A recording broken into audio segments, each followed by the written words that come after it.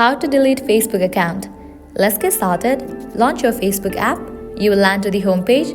Now head towards the menu page. Once you land to the menu page, scroll down. Head towards this option of settings and privacy. Open the option settings. Once you land to the settings and privacy page, over here you're gonna find different sections. Head towards the section of account center. Open it. Now open the option personal details. Click on the option account ownership and control. Click on the option deactivation or deletion. Now click on your Facebook account. Checking for the option delete account.